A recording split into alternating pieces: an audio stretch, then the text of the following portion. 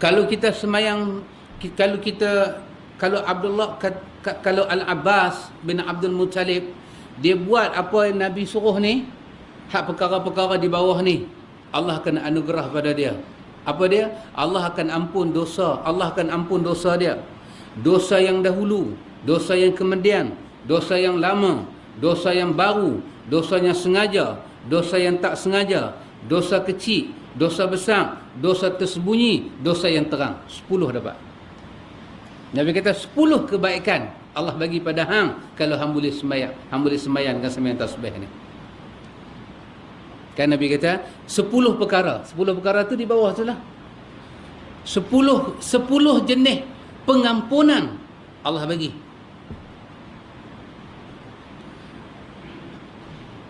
Sepuluh perkara, iaitu untuk mendapat 10 ganjaran di atas itu, engkau sembahyang 4 rakaat dengan membaca tiap-tiap rakaat surah Fatihah dan 1 surah. Jika engkau sudah selesai membaca pada rakaat pertama, engkau masih berdiri, maka bacalah subhanallah walhamdulillah wala ilaha illallah wallahu akbar 15 kali. Kemudian rokoklah, lalu membacanya dalam keadaan rokok 10 kali. Kemudian angkatlah kepalamu daripada rokok, lalu membacanya sebanyak 10 kali. Kemudian sujudlah, lalu membacanya sebanyak 10 kali dalam keadaan sujud. Kemudian angkat kepalamu dari sujud, lalu membacanya 10 kali. Kemudian sujudlah kembali dan membacanya 10 kali. Kemudian angkat kepalamu dari sujud, lalu membacanya 10 kali. Jadi semuanya berjumlah 75 kali tasbih pada setiap rakaat. Lakukanlah hal itu sebanyak 4 rakaat. Jika kau mampu mengerjakannya sekali setiap hari, maka lakukanlah. Jika tidak bisa, maka sekali dalam sejumaat. Maka lakukanlah. Jika tidak bisa, maka sekali dalam sepekan. Jika tidak bisa, maka sekali dalam sebulan. Jika tidak bisa, maka sekali dalam setahun. Jika tidak bisa juga, maka sekali dalam seumur hidupmu. Ini hadis. Ini hadis dia, ini cara sembahyang dia, dan ini kelebihan dia. Ini kelebihan dia. Nanti tengok di bawah tu 290. Dia buat nota kaki. Dia kata hadis ni dhaif. Diperselisihkan tentang statusnya hasan. Hadis ini diriwayatkan oleh Abi Daud, Ibnu Majah, Al-Hakim, Baihaqi dan At-Tabrani. Abu Nuaim dalam kitab dia, dan lain daripada mereka daripada jalan Ibnu Abbas. Namun semua jalurnya adalah lemah. Hadis ini memiliki banyak riwayat pendukung, hanya sahaja tidak bisa dipakai sebagai penguat.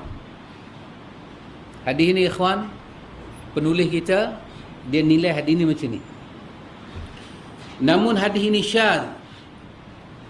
Al-Hafiz berkata dalam kitab dia At-Talkhis, sebenarnya semua jalur periwayatan hadis tentang sembahyang tasbih ni lemah, meskipun hadis Ibnu Abbas ini lebih dekat kepada martabat hasan. Namun hadis ni syadz kerana terlalu asing dan tidak ada penyerta dari riwayat pendukung yang muktabar, serta bentuknya yang menyelisih tata cara salat-salatnya lain. Kata penulis, hadis ini telah dinyatakan dhaif oleh sejumlah para ulama, di antaranya Imam Ahmad. Kata Imam Ahmad kata beliau telah menarik pandangan tentang kedhaifan hadis ini.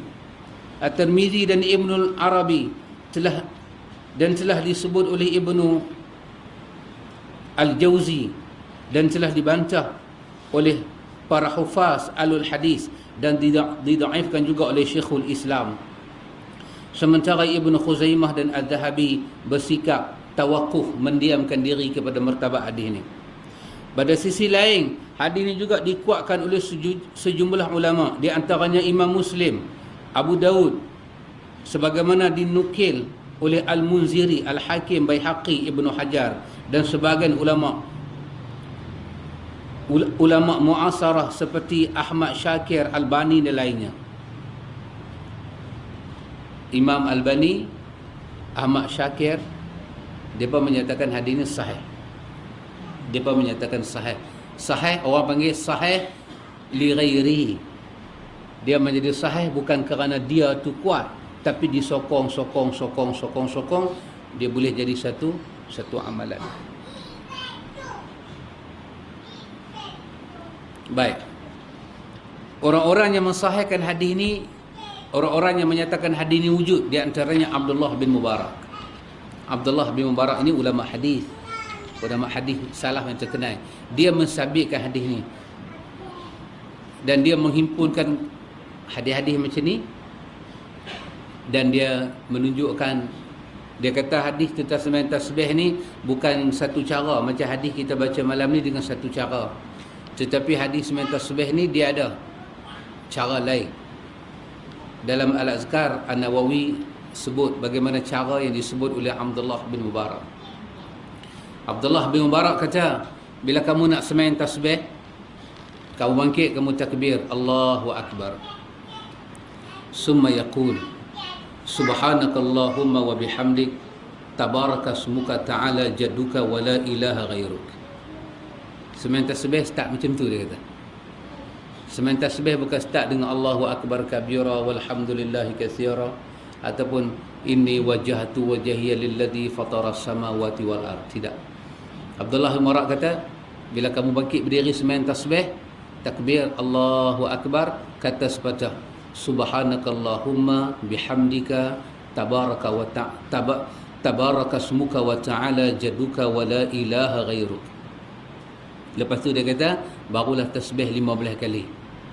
Lepas tu barulah baca a'udzubillah, bismillah, Fatihah, surah, kemudian tasbih pula 10 kali. Kemudian rokok, baca subhana rabbil azim 3 kali, baru tasbih 15 kali.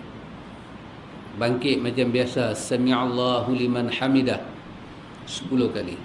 Lepas tu sujud, subhana rabbiyal a'la 3 kali, baru tasbih 10 kali. Itu cara yang disebut oleh Imam Abdullah bin Al-Mubarak. Dia ni tokoh hadis yang besar. Dia mensabitkan hadis ni wujud. Dia kata hadis sembahyang tasbih ni kita boleh pakai. Juga Al-Hafiz Imam Abu Bakar Al-Ajurri, dia juga menyatakan hadis sembahyang tasbih ni wujud. Juga Abu Muhammad Abdurrahman Al-Misri, dia kata hadis sembahyang tasbih ni wujud. Al-Hafiz Abul Hasan Al-Maqdisi rahimahullahu ta'ala juga mensabitkan hadis sembahyang tasbih ni wujud. Juga Abu Bakar bin Abu Daud, Imam Abu Daud, anak dia Abu Bakar juga tokoh hadis. Abu Daud bapa dia juga tokoh hadis. Dia kata, aku tanya kat bapa aku tentang hadis sembahyang tasbih.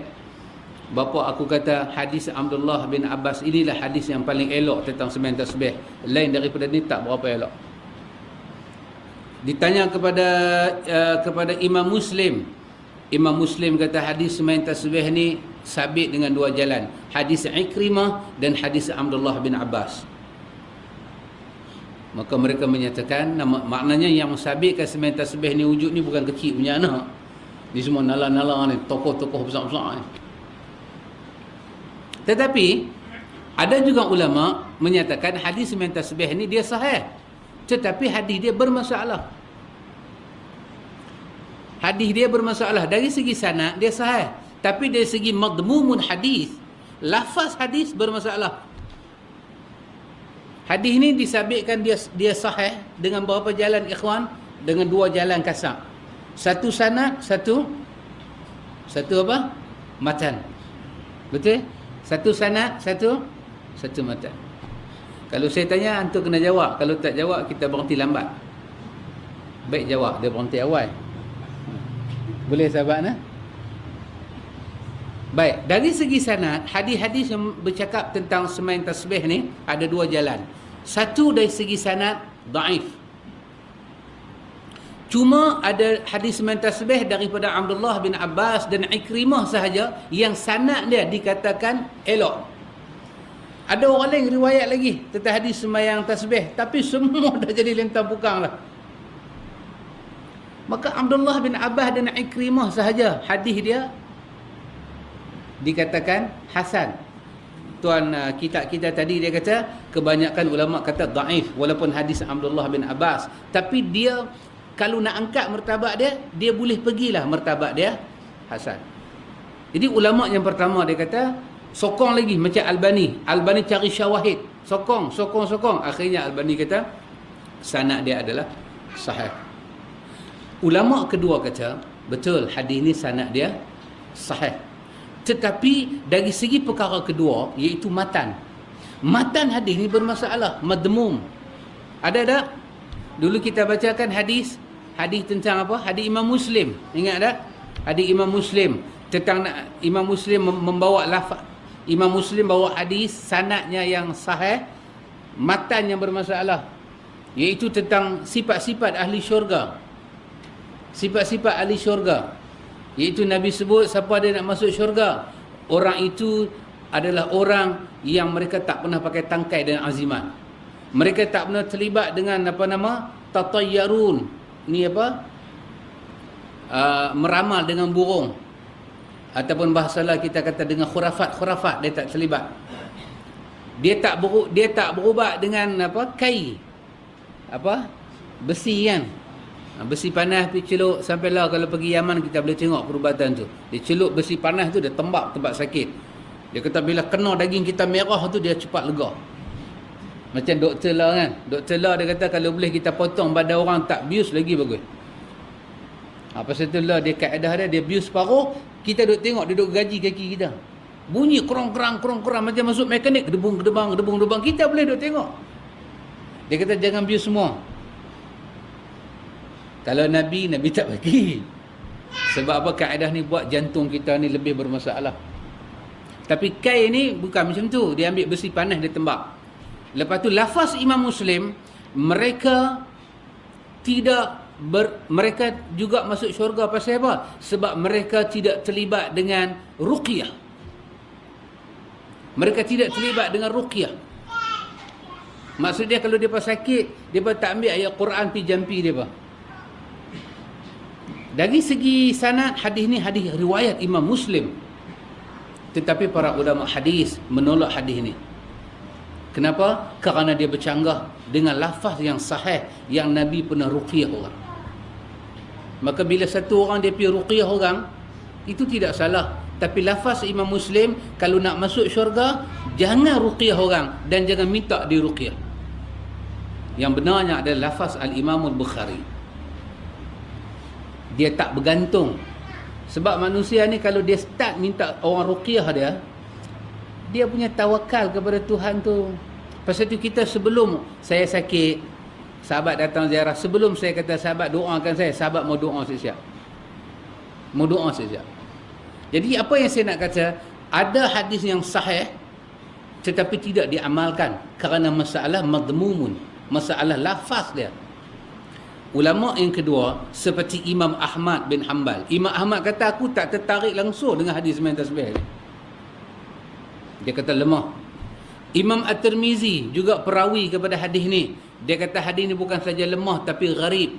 Dia punya periwayat dia, perawi-perawi dia gharib. Seorang macam tu saja. Imam Abu Bakar Ibn Al-Arabi, dia kata hadis ni tak sahih. Ibnu Jauzi ambil hadis main tasbih ni, bubuh terus dalam kitab dia Al-Mawdu'at, hadis-hadis palsu terus. Dia simpan di situ. Syekhul Islam Ibn Taymiyah, Syekhul Islam kata hadis ni dhaif. Imam An-Nawawi dalam dua kitab dia, dalam Al-Majmu' sekali, dalam Al-Adhkar sekali, dia kata tidak terdapat hadis-hadis yang sahih berkenaan dengan sembahyang tasbih. Bahkan dalam Majmu' dia guna perkataan apa? Dia kata sesiapa yang menyatakan hadis ni sahih perlulah diteliti balik. Kenapa depa ni kata demikian? Kenapa depa ni kata hadis ni tak sahih? Sebab pada dua benda. Satu pada apa ikhwan? Satu pada sifat semayang. Tak ada sepanjang Nabi hidup ni, tak pernah kita jumpa riwayat yang sahih cara Nabi semayang ni dalam satu rakaat tasbih banyak-banyak kali macam ni, tak ada. Sifat dia tu mencanggahi sifat semayang sunat yang lain. Semayang raya, semayang mayat. Semayang raya, macam mana kita takbir? 7 kali, 5 kali kan? Tasbih tidak diriwayatkan daripada Nabi. Allahu Akbar, subhanallah walhamdulillah wala ilaha illallah wallahu akbar. Daripada Nabi tak ada riwayat tu. Cuma ada mauquf daripada Abdullah bin Mas'ud dan daripada Abdullah bin Umar. Daripada Nabi tak ada. Daripada Nabi diam, Allahu Akbar. Lepas tu Nabi sebut Allahu Akbar, Allahu Akbar. Tangan pun angkat banyak kali. Tidak diriwayatkan daripada Nabi, tapi diriwayatkan daripada para sahabat. Sifat sembahyang tasbih ni berbeza dengan sifat-sifat sembahyang nafilahnya lain, tatawu'nya lain. Sebab itu dia punya matan tu bermasalah. Satu, yang kedua, kenapa para ulama lain reza hadis ni? Sebab apa? Antum tengok 10 kelebihan tadi. Fadilat dia tu dahsyat. Tak apalah yang tersembunyi tak tersembunyi, sampai pada peringkat dosa besar pun diampun hanya dengan sembahyang tasbih. Maka ini ulama-ulama yang mendhaifkan dia ni, mereka kata hadis ni kelakar. Hadis ni hadis kelakar. Kita tahu kan kelakar lah. Hadis ni satu macam joke, satu macam pak lawak pula. Kelebihan dia tu, anda tengok balik apa kelebihan dia. Allah akan mengampun dosa-dosamu yang terdahulu dan terkemudian. Nanti dalam kitab apa dia? Dalam kitab Dalilul Falihin, salah satu kitab yang mensyarahkan Riyadhus Salihin, dia sebut iaitu ketika membahas tentang hadis Aisyah menyatakan, ya Rasulullah, bukankah Allah telah mengampun dosa Rasulullah dulunya dan yang akan datang? Kenapa Rasulullah sembahyang sampai bengkak-bengkak kaki? Bila sampai di situ, pengarang kitab Dalilul Falihin dia kata, kalau kita jumpa hadis yang menceritakan amalan yang kita buat itu menyebabkan Allah akan ampun dosa kita yang lepas.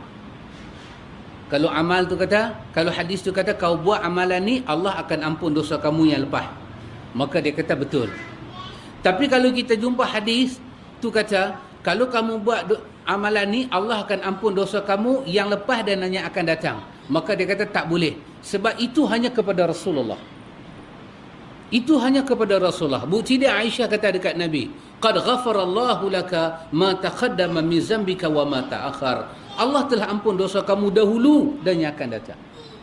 Maka kita ni, kita semayang ke, kita puasa ke, kita akan dapat kelebihan Allah ampun dosa kita yang dah lalu. Dosa yang madhiyah, dosa yang telah lalu. Tapi dalam hadis ni, tanda-tanda kedhaifan dia dari segi matan dia, iaitu Allah akan mengampun dosa kamu terdahulu dan terkemudian, yang lama dan yang baru, yang sengaja dan yang tak sengaja, yang kecil, yang besar. Yang besar ni kira dosa besar. Dosa isap rokok, dosa menipu, yang tersembunyi dan yang terang-terang. Iaitu dosa yang sengaja boleh diampun dengan sembahyang tasbih.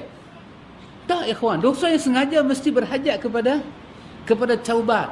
Maka kerana di pihak ulama yang kita sebut nama dia tadi, bahagian kedua ni, siapa dia? Seperti saya katakan tadi, Imam Ahmad, Imam Tirmizi, Imam Ibnu Abu Bakar, Ibnu Al-Arabi, Ibnu Jauzi, Syekhul Islam, Ibnu Taimiyah, Imam Nawawi. 5 nama ni mereka lebih kepada menyatakan hadis ni adalah hadis yang dhaif. Hadis yang lemah. Pasal 2 sebab tadi. Sebab apa dia? Sebab sifat dia tu berbeza dengan sembahyang sunatnya lain, dan yang kedua, kelebihan dia tu merentasi sembahyang fardu. Kalau itu diberi pada sembahyang fardu isyak, ini sembahyang fardu, ini sunat saja. Baik, kesimpulan dia apa dia, ikhwan? Kesimpulan dia, kita kata sembahyang tasbih boleh dibuat, dia tidak masuk dalam bab bid'ah. Tetapi siapa-siapa yang nak buat sembahyang tasbih sangat-sangat tidak dianjurkan berjemaah.